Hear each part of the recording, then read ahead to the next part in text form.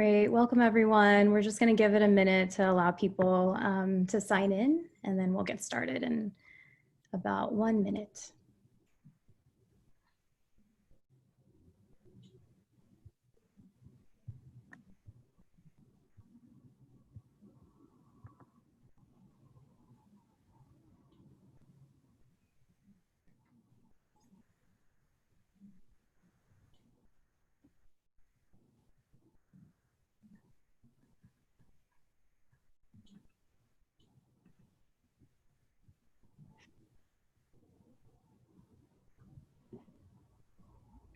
Great, for folks just tuning in, we're just going to give it another 30 seconds to allow people to sign in. Looks like we have a very good number of participants. We want to give everyone a chance to settle in, and then we'll get started.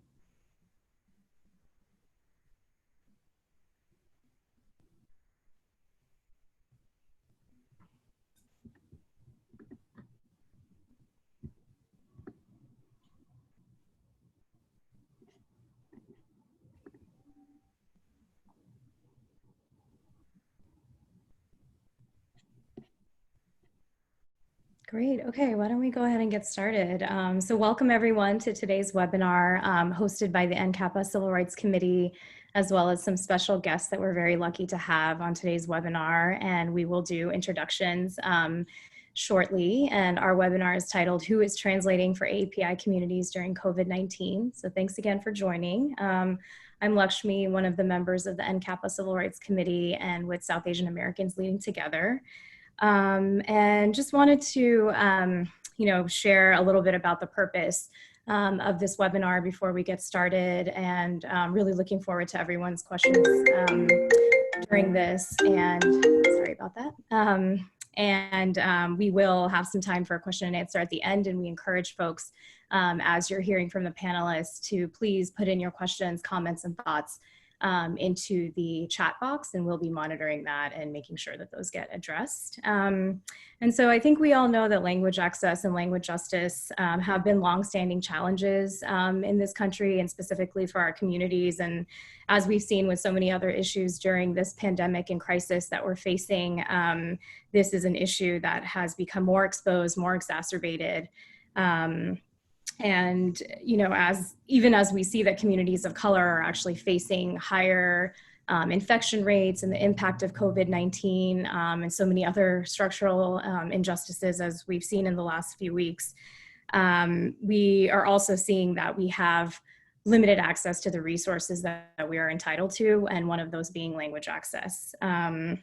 And so, and that has a lot of implications, not just in terms of getting information, but also resources, relief, aid, and again, the benefits that our communities are entitled to. And I know that folks are going to share some very specific examples, and we encourage you in the audience to also chat us any examples that you're seeing. But we've seen language lines that are not set up properly and that are not working or overcrowded. We've seen very shoddy translations being done through Google Translate and other means. We've seen materials not being translated in a timely way or into the languages that are necessary in our communities. In a lot of cities, not even the top 3 languages spoken are being translated into what resources people need. And so what we're seeing in so many cases is that community members are having to create their own resources, their own mechanisms and strategies to be able to provide language access to our communities. And while we really applaud those efforts and think that it's really important, community members and community organizations who are already strained for resources should not be forced to have to do this work. That is actually the government's job to provide that, both at the state and local and federal levels, which we'll hear about a little bit later. And so that really is the primary purpose for this webinar, to really reinforce the fact that it is our government's job to be providing these resources and to be translating and providing interpretation for really critical resources for our communities. And we want to make sure that as we are coping in our communities and creating these resources for ourselves, that we're also aware and able to find time to actually demand that the government do its job. And so we have a really great panel of experts who will talk about this. And I'll just give a quick outline of the presentation and then turn it over to each person to introduce themselves and we can get started. So we'll start by highlighting some of the language barriers and approaches to addressing them, and then we'll shift to the legal grounding and background. So those federal, state, and local mandates that are in place for enforcing language access. We'll discuss advocacy efforts that we can all engage in and that I'm sure many folks are engaged in. We'll walk through the actual complaint process and how to file complaints, both in formal and informal ways. And then we'll think about additional ways to exert change and resources that folks can utilize. So again, please feel free throughout the presentation as you're hearing things and it's sparking ideas or thoughts to put those in the chat box and we'll be monitoring them. And then we will have time at the end for a question and answer session. So I'll hand it over to Marita if you want to start off with an introduction and then we can pass it along. Sure, thanks Lakshmi. Yes, hello everyone. Thanks for joining us today. My name is Marita Etcubanez, and I am Director of Strategic Initiatives with Asian Americans Advancing Justice AAJC. We are a policy advocacy organization based in Washington, DC, and you may be familiar with some of the Advancing Justice affiliates in the Bay Area, in Los Angeles, in Chicago, and Atlanta. But again, I'm in the DC office. So I will have my colleagues also introduce themselves. Navdeep. Thanks, Marita and Lakshmi. Hi, my name is Navdeep Singh. For the purposes of this conversation, I was most recently the policy director at the National Asian Pacific American Bar Association. It's an organization with about 90 affiliated local, state, and national Asian American and Pacific Islander interest bar associations around the country, representing the interest of approximately 50,000 Asian American and Pacific Islander attorneys, judges, law students, and other legal professionals around the country. Most relevant to the conversations around language access has been an important area of work for NAPABA within the legal system and was instrumental in writing two reports, the language access report in 2007 and a follow-up in 2017, which actually led to the adoption of a national guidance on language access for attorneys in courts that was published by the American Bar Association and was adopted by our national court systems as guidance and models for courts around the country to use. I'll turn it over to Joann. Hi everyone, my name is Joann Lee and I'm at the Legal Aid Foundation of Los Angeles. We're a very large and old legal services organization. We've been around for over 90 years. We have a dedicated project within our organization that provides services to the Asian American Pacific Islander community. We've always had a big commitment to providing access. We have language lines, we have budgets for language services.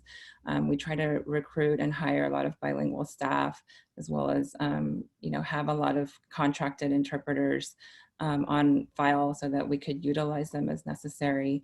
And in addition to the internal access, we've also had a very strong commitment to external advocacy around language justice and language access issues on behalf of our clients.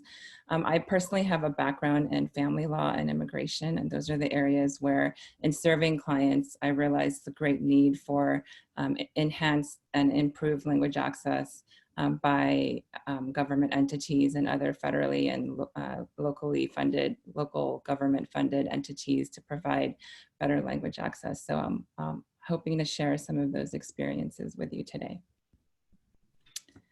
Are we starting, or are we going to give Ben a chance to introduce himself too? Okay. Of course, one moment. So yes, everyone, just to share, Lakshmi, Navdeep, and I are, and in Navdeep's case were, the co-chairs for the Civil Rights Committee for the National Council of Asian Pacific Americans, or NCAPA. So we put this together. We're incredibly grateful that Joann has agreed to join us to lend her expertise. But we also we also have decided to include one of our colleagues, Ben, from, well, I'll let him introduce himself, to talk about a very recent development in the area of language access. But Ben, please introduce yourself. Thanks for adding me in at the last minute. I'm with Ben Devanzo, Senior Policy Analyst with the Asian and Pacific Islander American Health Forum. We're an advocacy organization based in Oakland and in DC with over 150 community-based partners in 30 states, many of which do language service work in their healthcare and direct service work with clients. We also have a community library of over 400 in language health related resources on COVID. I'll get to what I'm talking about as well, although since you brought up the NCAPA committees, I'll note that API-HF is a co-chair of the health committee for NCAPA.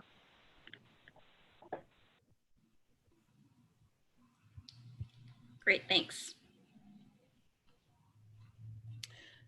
I think next we're just going to go over some of the challenges that Lakshmi touched upon in the beginning. But as you are all well aware, language access barriers, oppression, and trauma are not new. Historically, our communities have faced a lot of barriers in accessing critical services. And COVID-19 has presented an additional layer of hardship on many of our client communities and those that we serve. If you go to the next slide, you'll see a couple of recent examples in the media of unemployment claims, people not having access to healthcare, and so many in our communities have suffered these hardships. And I know that a lot of us have struggled to also provide those services. And we did a survey of some of our partners on what barriers they were facing. So the next couple slides just gives a very broad overview of areas. So tech access was a big one. Many of our clients did not have stable internet connections, or they had limits on their data and minutes. They didn't have home computers. They were not used to using email and text for reliable communication. Those were, in some ways, the only ways to apply for certain types of benefits. And so we were helping our clients create email addresses for the first time, helping them learn how to use them, and helping them check for updates. Sometimes the benefits were coming through. They had to activate them through email. So that was a big thing that we had to do in terms of outreach and education. And then obviously in domestic violence cases, there is an increased risk, and just getting the word out on what services were available was very important. Access to information, that's a really big barrier. There are updates coming out every day, on what's closed, what's open, where you can go, where you can't go. And those were mostly in English, sometimes in Spanish. And a lot of agencies were using Google Translate, which was really problematic. On the next slide, access to benefits and services. A lot of the application portals were online. They were usually only in English, sometimes Spanish, and then, at the very most, maybe one more language. And so this was a huge barrier. And as Lakshmi mentioned, a lot of the community groups were the ones to take the heavy lift and help many of our community members apply for those benefits and services. And then just having access to quality interpreters. A lot of our government agencies were not prepared, and they did not have, real-time, language line or telephonic interpreters available, or their staff, they were not trained to do that. We had examples of individuals saying they would get calls back in language, and of course they never got calls back. Because their staff were not authorized to three-way an interpreter into the phone call. And so this was a huge issue. So just some approaches. I'm sure many of the people on the call and on the panel have been doing this. We've been letting communities know that we're still operating. We've been doing the translations of fact sheets and websites. We've been distributing those to our community members, collaborating with other organizations. We had local rent policies, ordinances that came about during COVID-19. And we wrote letters. We helped clients write letters to their landlords saying they couldn't pay rent. And we sort of split up the languages, and we all translated those letters so that they could go to different community members. So a lot of really good collaboration going on between the community partners. On the next slide, I think there's a lot of training that had to take place for us, as well as staff of other organizations and government entities, on how to use a lot of this remote equipment, how to work with remote interpreters. Interpreters had to get trained as well on how to use equipment and, you know, be the most effective. And I think especially in the courts, this has been an issue for courts to institute appropriate safeguards and utilizing technology. Like, where is everybody on the screen, and can everybody access, and can clients speak to their attorneys privately in like a breakout room? And so a lot of considerations that had to take place. I know that a lot of organizations have done these like Facebook Live, YouTube. There was one organization here locally that like almost every day they were literally reading off like one of the government like unemployment agency websites because it wasn't accessible in another language, and he would just like read it in Korean, and that was the way. And some of those videos got like 10-20,000 hits like within a couple days. So you can tell that this information is so desperately needed, but it's not being provided by the government agencies, and this huge burden is falling on CBOs and legal aid groups to do the work that the government agencies have been doing. And, you know, as we go through this webinar, we'll talk about different strategies, but I think that these government agencies really have to work with the community groups and compensate them either through contracts or stipends to help with the outreach and application process. That seems to be one of the most effective ways. So I'll just leave it at that. I'm sure, you know, this is information that most of you already knew. We're going to talk about some of these ways that we can advocate more with government agencies as we go forward. And I'll turn it over to Navdeep, who's going to go into a little bit about the legal background.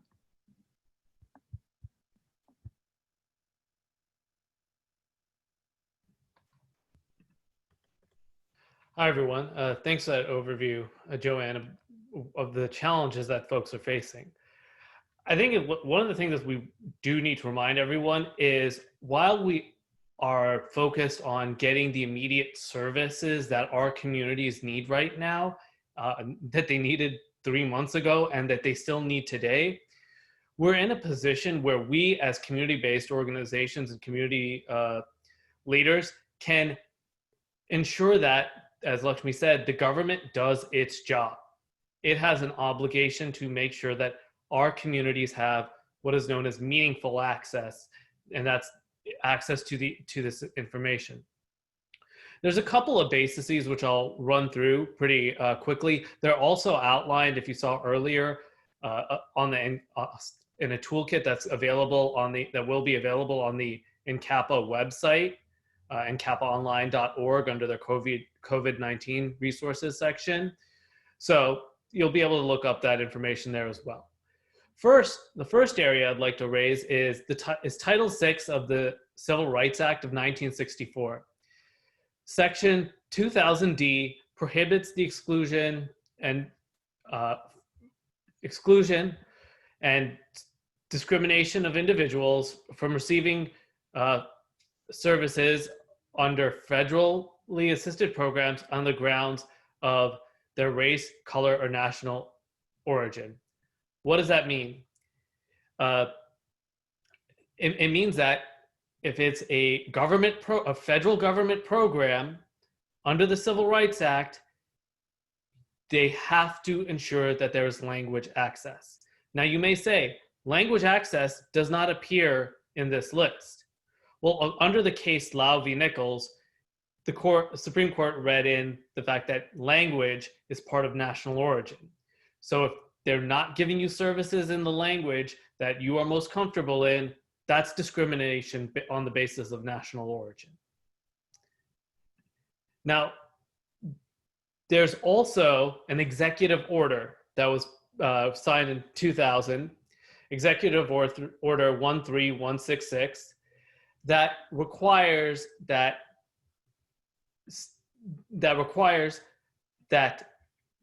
agencies and provide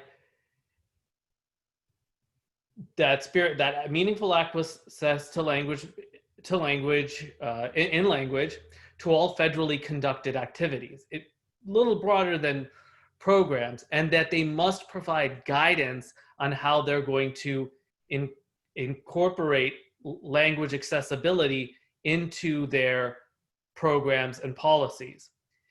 Importantly, it also says that those agencies must provide guidance to their federal funds recipients. That means if your hospital is getting money from Department of Health and Human Services, they have to comply with the language obligations. It means that the Department of Health and Human Services has to help and ensure that this organization knows that they have to comply with those obligations. We see for this issue, for example, all the time in the court systems, where courts are receiving federal assistance for some of their operations, and then they get incorporated under this rule that requires them to provide language assistance. Now, there is an important note here. This is an executive order. It is not a law, not a formal law passed by Congress, and it only applies to those federal agencies. So this could be signed away by any president at any time. So there are also a few other federal mandates beyond Title VI, such as the Omnibus Crime Control and Safe Streets Act, the Rehabilitation Act, the Americans with Disabilities Act, which actually means that language access is not just spoken languages or written languages that we're all familiar with. It also includes things like American Sign Language as a covered language that needs to be accessible for individuals.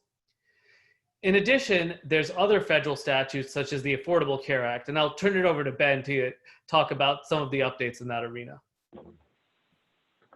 Thanks, Navdeep. So yeah, I will, this is the, I got pulled in to talk about something that just happened on Friday relating, unfortunately, to language access protections. So one of the most broad-reaching language access protections when it comes to healthcare is Section 1557 of the Affordable Care Act. This has been coined the Healthcare Rights Law.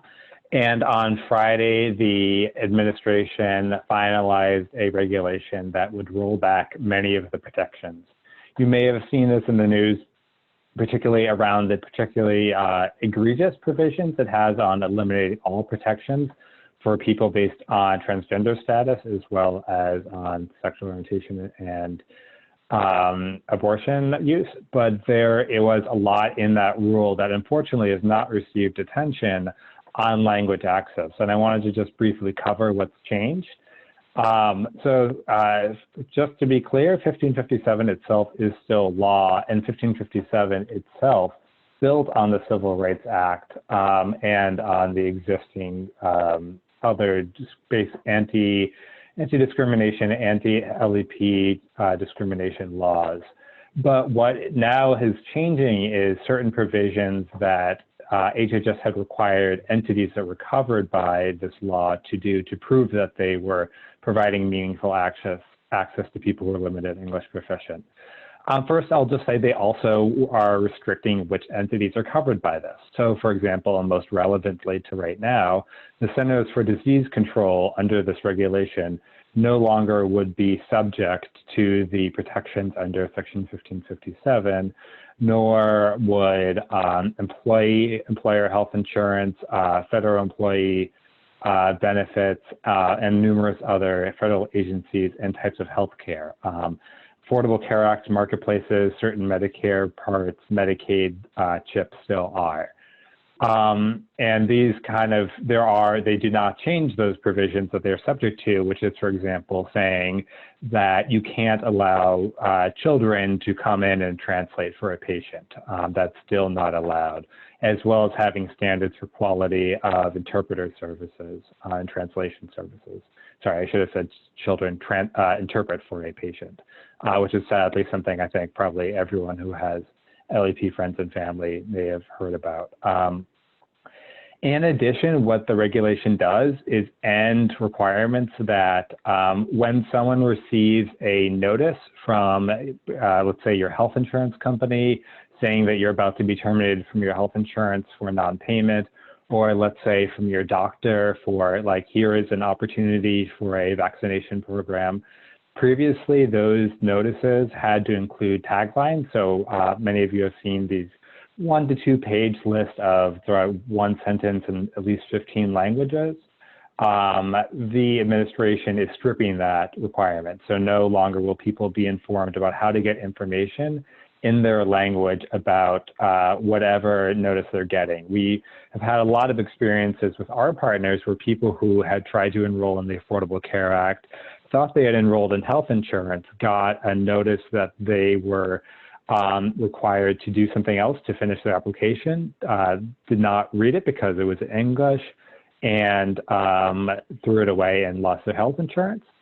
We expect that to be exacerbated because now people won't even get information about how to call a call line, nor will people get information about their rights.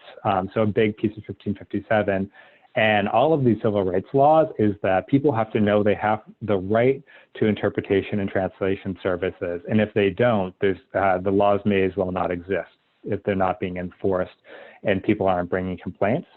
Under 1557, people were given notices. So if your health insurance company or your doctor or whoever had to give you a notice that you have the right to language access services, that notice is now being eliminated. So we're really unhappy with this decision by the Trump administration to roll back language access protections, as well as the entire scope of this this rule, and we'll be watching closely to see what Congress, as well as potentially the courts, may do to address it. But we also want to continue supporting the community, having heard many of the similar stories that have been raised and will be raised about people not getting interpretation services at doctors when they try to get COVID testing, or people not getting information in their language about the pandemic. So we'll be watching it very closely. Thanks, Ben. One of the things that you may have heard us use is a bit of a term of art. It's called meaningful access. What it means, this is an important thing to recognize when you are working with community members and advocating for their rights, is that it means that an agency is required to provide accurate, timely, and effective communication at no cost to these individuals. And this has to happen at all points of contact. And it can't be significantly restricted, delayed, or inferior to what they provide in English. Now, it does not mean that the service is going to be identical. It does not mean that every document is going to be translated. It's only translation of what are deemed vital documents. It means that there are various levels of interpretation that are available, such as in-person, remote and telephonic, which you heard Joann share, and the use of and sometimes it can include the use of trained and bilingual staff. The focus here is not on the delivery method, but on the timeliness and effectiveness of the delivery of the information. I'd like to turn it over to Joann to discuss some of the ways that language access is implemented beyond at the federal level. Sure. So I just wanted to quickly go over some other examples of state laws and then other standards and guidance that exist. So for example, in California, we have a number of different avenues that we can enforce language rights. I'll go into that a little bit more on the next couple slides, but I think Navdeep, you mentioned ABA. They have standards for courts, language access in the courts, as well as the provision of civil legal aid that includes some language access standards. And then like my organization is funded by the Legal Services Corporation, which is a federal funder. So we're also subject to Title VI. And they also came out with some guidance a long time ago, back in 2004, for all of the recipients. So we have to follow that as well. And so within the context of California, you know, we have several statutes that address different different contexts of language access, but the big one is the Government Code 11135, which is basically the state version of Title VI. It's an anti-discrimination statute that covers national origin. It's designed to actually be more expansive than Title VI. It has a lot more classifications. It includes ethnic group identification, which specifically in the regulations mentions linguistic characteristics. It specifically also provides for a private right of action, and it doesn't have to be just intentional. It can also be disparate impact. And this also covers not only state-funded entities, because Title VI only covers federally funded entities, not the federal agencies themselves. It also covers the state agencies themselves as well, including the courts. And so this is another avenue that's a little bit stronger that we could pursue in our state. The next slide is just our regulations. So these are being rewritten as we speak, and they're very arcane and old, so hopefully they'll get better soon. We also have examples of policies within the administrative context. So like the Social Security hearings have to be, this is federal, so the Social Security hearings have to have interpreters during the hearings. Our local Department of Social Services has to have interpreters for their administrative hearings, as well as our Employment Development Department. And I'll turn it over to Marita to talk about other state and local mandates. Thank you. Yes. So obviously there are not just language access laws and policies at the federal and state level. State level, and then also in different jurisdictions. So this is not a comprehensive list, but we wanted to show some of the other areas that have their own language access laws, which include the District of Columbia, which passed its language access law back in 2004. So this is just to give you a sense of some of what else is out there.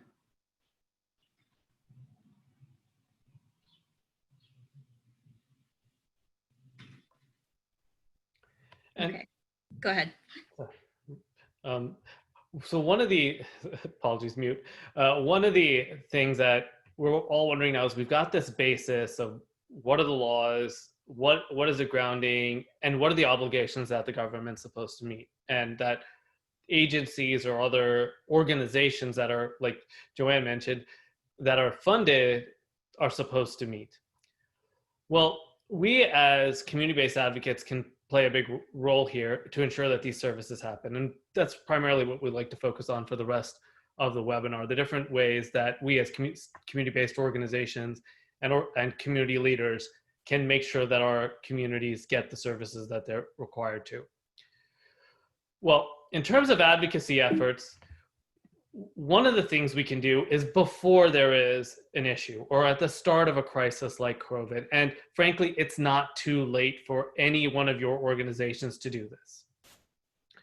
Very simply, we send a letter to this organization or to this trusted partner that we work with and say, just as a reminder, Title VI, the various state laws require that organizations ensure that they comply with language access laws. Did you know that this region includes so many Korean speakers, so many Vietnamese speakers, so many Gujarati speakers, that therefore you need to make sure that you incorporate them in your messaging and outreach. And here are some ways that you can do it. We have models of these letters. I'll link to them in the slides here that have been pulled together by advocates through the National Language Access Network, and will also be including a link in the toolkit that's available on NCAPAonline.org.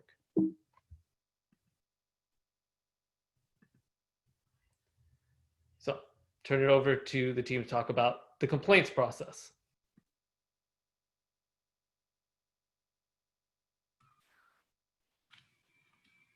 Okay, so can you jump to the next slide, please, Navdeep? Great. So as Navdeep said, when you become aware of a language access issue, I mean, your first step can be to alert the relevant government agency or entity receiving government funding of the issue and try to resolve the matter informally. we also wanted to talk you through the process of how you would submit a formal report or a complaint, which is important because this puts the government agencies, and again, covered entities receiving funding, on notice about any gaps they might have missed. Your participation in the complaints reporting process is your opportunity to advocate about the communities that you serve and their language needs that aren't being met. So the first step when you become, when you become aware of an issue, we recommend that you, with federal agencies, that you connect with the civil rights office within that agency. At the state or local level, you would be looking for the Equal Employment Opportunity Office or the Human Rights or Human Relations Agency connected with the relevant state or local agency. So that's where you would file. And as you see on the slide here, we have a list of different federal agencies. But you can also connect directly with the Justice Department's Civil Rights Division Federal Coordination and Compliance Section. This is the office that I think of as the Language Access Office. As you see, they're charged with handling complaints of discrimination, including language access complaints. And the links that you see here are directly to their office, which includes materials in multiple languages, as well as a link to the general reporting form for the Civil Rights Division of the Justice Department. You can use that link. You can also work off of a sample letter that we will share in our toolkit. But this is really meant to be an accessible process. So you can also initiate a report or complaint with a simple email. Obviously with key information, what is the relevant organization or agency, describe the language access problem that you've seen or encountered, and obviously share your contact information for follow-up. Again, this is meant to be an accessible process, so I want to stress that this is not like filing a lawsuit. Impacted individuals, of course, can submit reports or file complaints, but so can organizations and advocates. So this isn't like the search for a plaintiff in a class action case, right? It's pretty open who can submit a report or complaint. And so we encourage advocacy organizations in particular, as you become, as you identify issues that the communities you serve are facing, to utilize the reporting and complaints process to draw the attention of the relevant agencies to these issues. And also we're here to help. I mean, we've assembled our colleagues that routinely work on these issues. We all want to be here for you, to be a resource. So, we are happy to help you determine where you should file, to help you shape the complaints. But again, it can be very straightforward. We are also creating a form that we will share because we also want you to let us know when you're submitting reports and filing complaints so that we can track what's happening. And this will all be in the materials that we'll share and follow up. And just, we know you understand why languages access is important. That's why you're here today. But really, I want to stress that it's important that we're utilizing these processes because in the absence of complaints, the government can claim that it's not aware that there are any issues. And we know that many organizations have stepped up and taken it upon themselves to provide translated materials, to provide interpretation assistance because they know their communities are not being served and that they are not getting the information they need, particularly in the current crisis.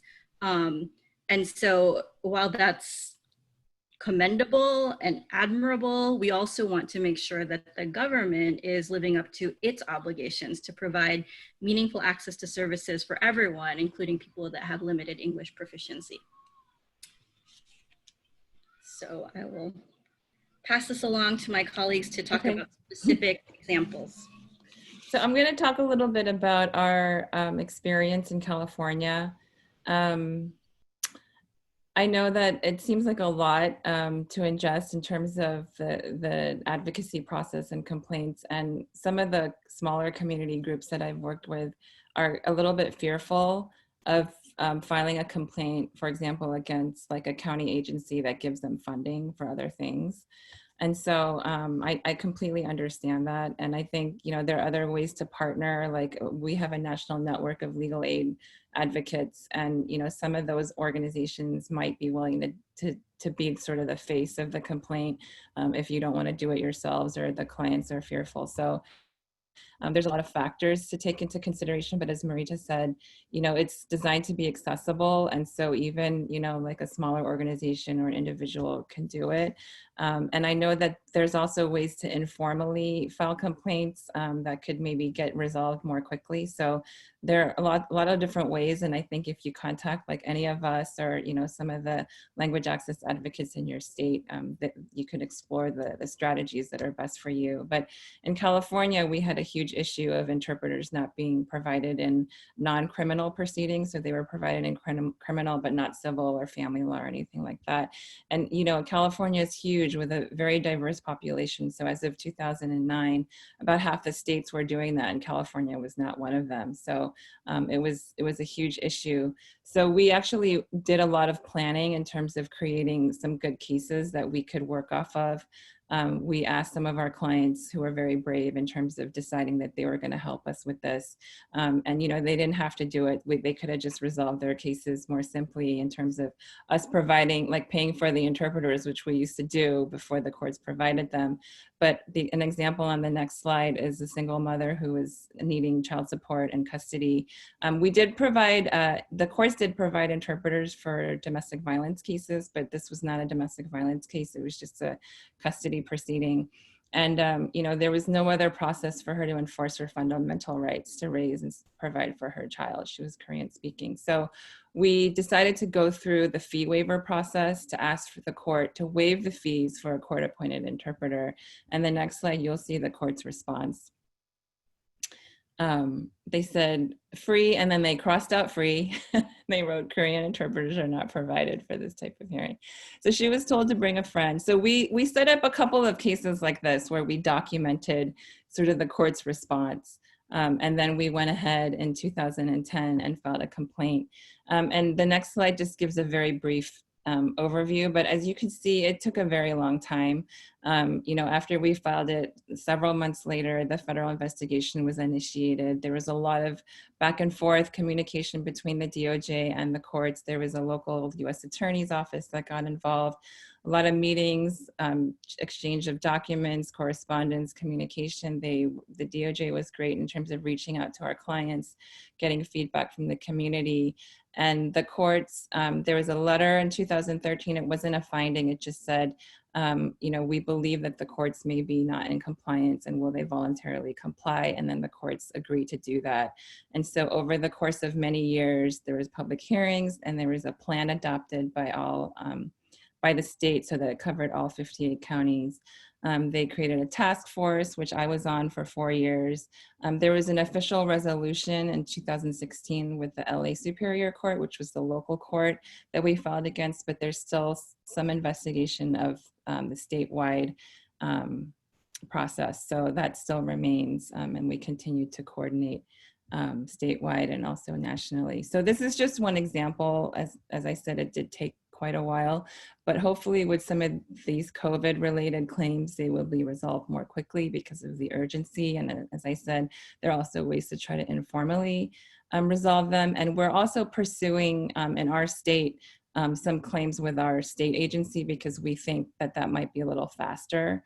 So there's a similar complaint process so that could exist also in your state. So we're doing that for some of our like pandemic related like EBT benefits and possibly unemployment benefits. So there's different ways to explore options. I'll pass it back to Lakshmi and Marita.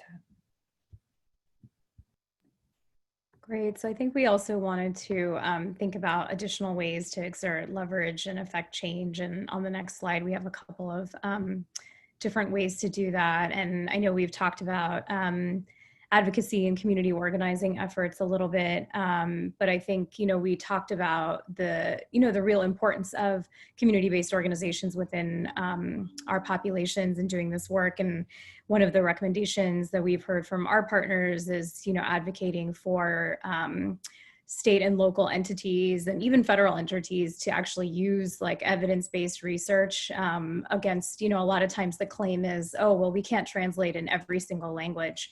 Right. And it's like, well, that's not necessarily the ask. The ask is to provide at least translations for even the top 3 to 5 languages spoken in a particular region.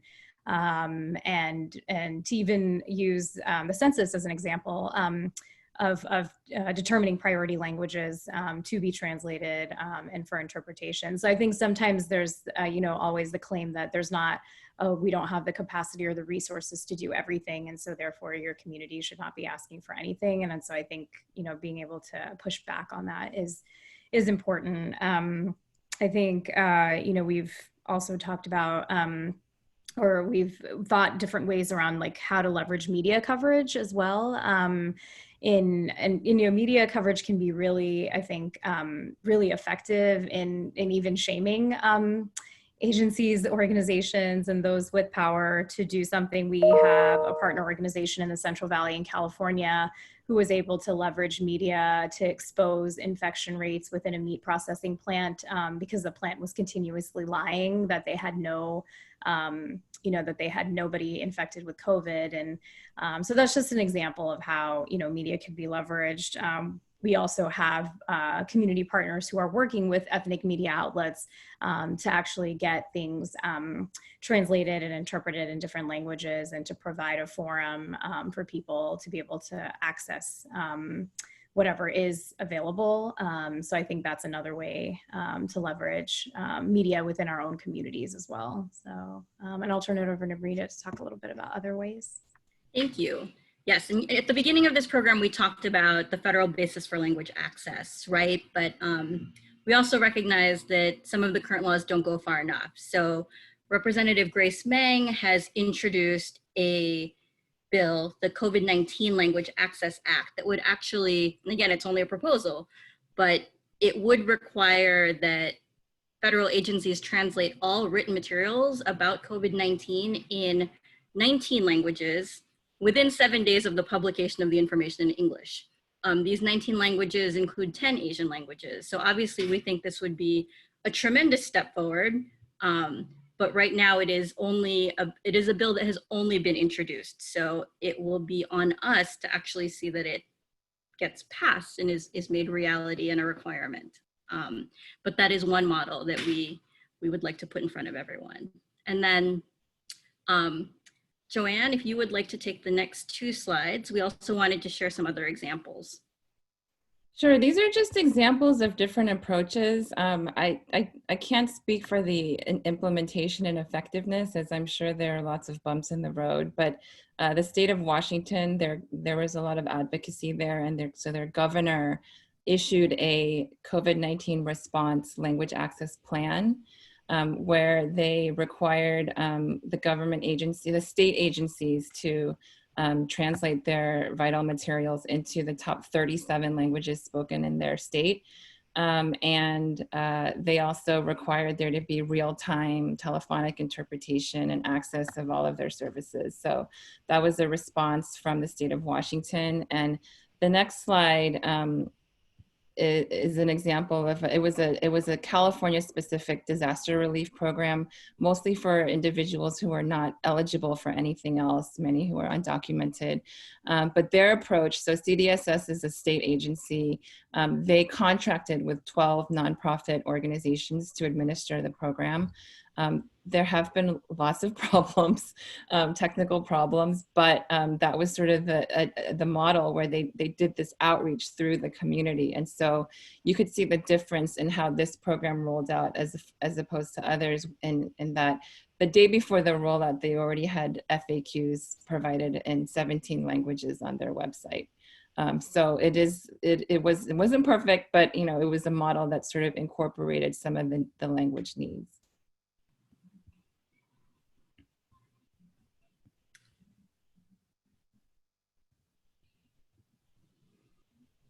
And then on additional resources, would you go to the next slide, please?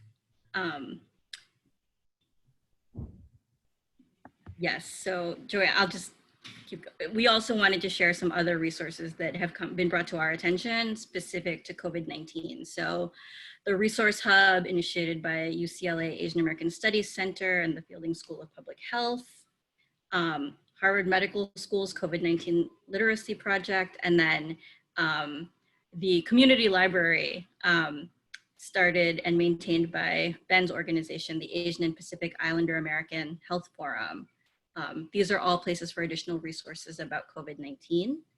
And then our final slide is, I believe, yes, just our contact information, because we are sincere when we offer ourselves as resources to respond to your questions and help navigate legal requirements and the complaints and reporting process. So please reach out to us, but we're not done. We also will respond to the questions that have been coming up through our session. So I will turn it back over to Lakshmi.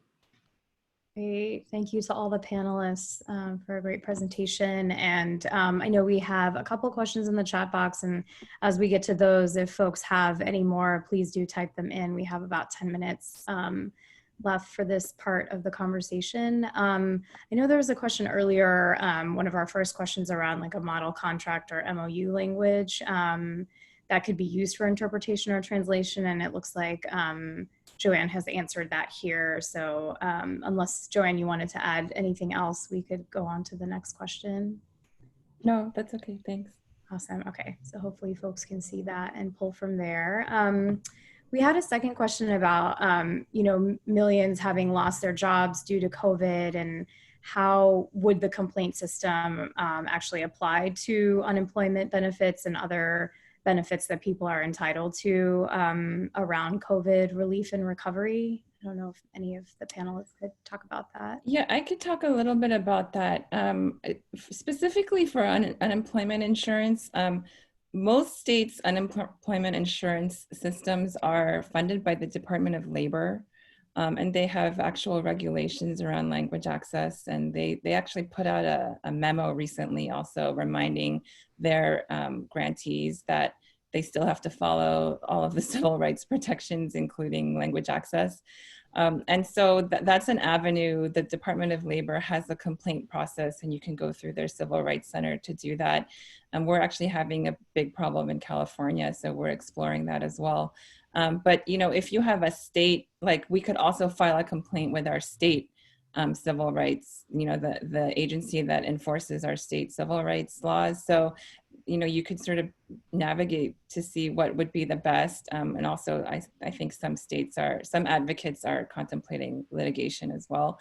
And then as far as other benefits, I think you have to just look at the source. So if you have something like small business loans, that's, you know, a federal entity that's providing those, I believe. So that's like a federally conducted activity. And so that would fall under Executive Order 13166, which is more difficult to enforce, but you know, you could still do that advocacy. I think there was someone mentioned, I don't follow the legislation as much, but I know that there's something in one of the bills that may have covered some of the information around small business loans.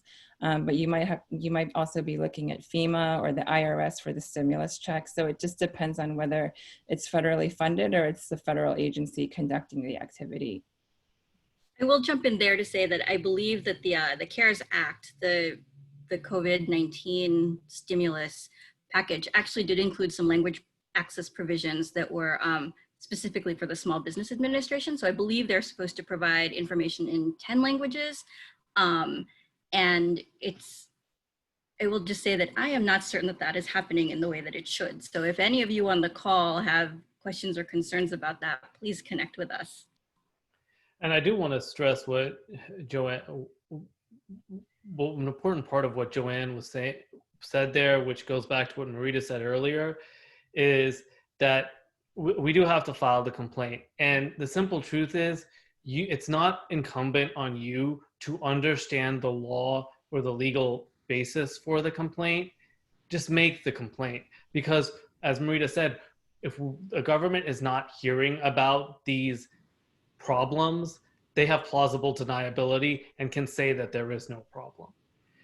Additionally, if you ever have any issues with filing a complaint, or you're not sure whom to file the complaint with, we encourage you to visit lep.gov, which is the federal resource center run by the Department of Justice, which has accessible links to various departments, but also most importantly, has a link and just instructions on how to file a complaint directly with DOJ, and then they can figure out who's actually in charge and responsible for getting this problem fixed. Great. Thanks, Navdeep. I feel like that kind of flows right into the next question around something you just touched on about whether if we're not here building the record of complaints and filing these complaints, does that mean that the government can essentially say that there really isn't a problem if they're not receiving complaints? And I think you kind of answered that. I don't know if folks have other thoughts on the panel about that, but I guess just really emphasizes the importance of building the record. Yeah, I think on a related note, another sort of demand that we have, and that it's also in the template, is asking for data collection and monitoring, which I think is like a huge component. And we usually couch it in the way of, you know, you want to improve your services, so you have to know like who's asking for what, and were you able to provide it? And if not, how did you resolve it? But also because a lot of like the courts are telling us like, oh yeah, we're providing interpreters, like we don't have any problems, but they're not giving us data. So if people are getting hung up on, then, you know, we don't know if that's happening or not. So I think, you know, that's sort of a sort of tangential issue, but I think that's also something we have to ask for when we're making these demands. I'll just note, this is Ben, on data. Right now, a lot of the data that's coming about the people who have COVID, who are hospitalized and who are dying from COVID, there's just no language data. There's no data on people who needed assistance, and even if they're able or not able to get language assistance. So we're not, I would suspect, but we aren't able to tell if there's disparities among COVID cases and LEP persons. And so that's something else to advocate for, both with your state and the federal government, is to ensure that data on language is being both collected and reported. Great, thank you.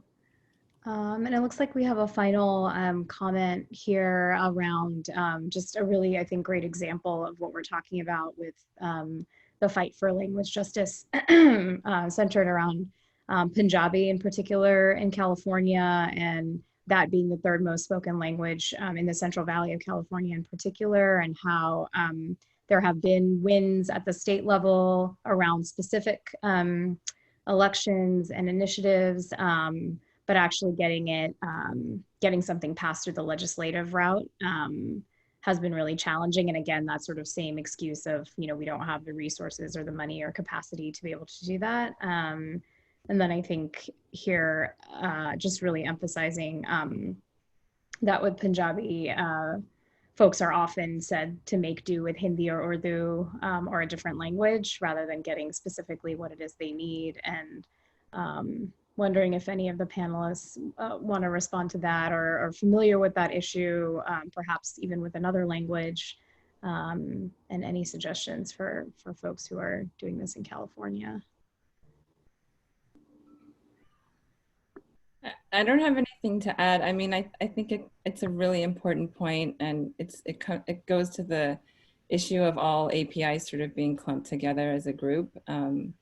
And I know it comes up in other contexts, like with indigenous languages in California as well, as a huge issue. And so I think it's really important. I'd love to connect with you in California so that we can collaborate and work on this issue more. Great, and we will be providing, as you can see, the contact information for panelists and more follow-up resources as well, so people can continue the conversation. I know we're 2 minutes over 5, but I just wanted to make sure we do have one last question here that came through the chat, and it's around, you know, sort of aside from official information sources, another important distributor of information being media. and just looks like a question for the panelists around advocating for more language coverage in real-time media outlets. So wondering if anybody on the panel has that experience or has collaborated with media outlets around this. So this isn't immediately responsive to that question, but I will say that part of what drove us to put all this together is we know that community orgs have stepped in to provide translations themselves, right? Because they know the communities need it. And then we've heard that because things are so rapidly changing, as you identified, that those translations are now out of date. I sympathize, but that burden should not be on community groups to meet.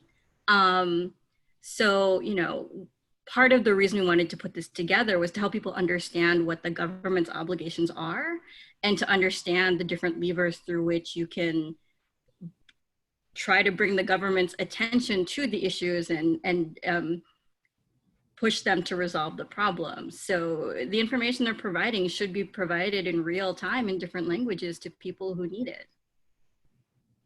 I do also want to raise that there are some organizations that are trying to work with journalists and work with ethnic media outlets to support their ability to get information out there and to connect them with some of these translations, though, that are happening, recognizing the importance of our communities being served. And those two organizations I want to raise out are the Asian American Journalists Association and another a fellow NCAPA member, the Center for Asian American Media.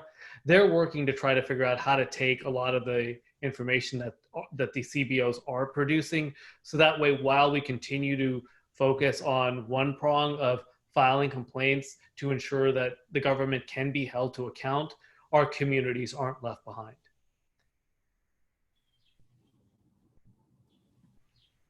Great, thank you. I know there's been a couple of questions around making sure that folks can have access to the materials shared. We will figure out the best way to be able to share all that information with everyone, and we'll update folks who were part of this webinar. And just want to thank all of the panelists again, and to all of you for making time for this really important conversation among many that are happening this month. And thanks to everyone, and we will be in touch. Great. Thank you.